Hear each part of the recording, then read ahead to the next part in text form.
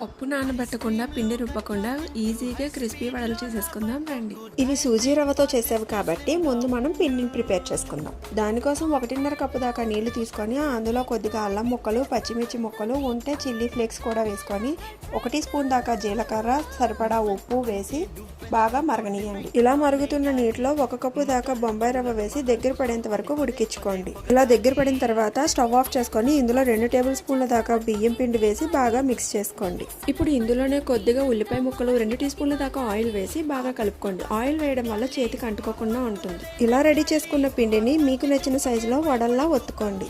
బియ్యం పిండి వేయడం వల్ల ఎక్సెస్ వాటర్ ఏమైనా ఉంటే అదే అబ్జర్వ్ చేసుకుంటుంది. ఇలా ప్రిపేర్ చేసుకున్న వడలను ఆయిల్లో గోల్డెన్ బ్రౌన్ వచ్చేంత వరకు డీప్ ఫ్రై చేసుకోండి. అంతేనండి, మన సూజీ వడలు రెడీ. ఈ వడలు అయితే చాలా క్రిస్పీగా, చాలా టేస్టీగా ఉన్నాయి. నాకైతే పిచ్చి పిచ్చిగా నచ్చాయి. మీకు కూడా ఖచ్చితంగా నచ్చుతాయి. ఈ వీడియో మీకు నచ్చినట్టు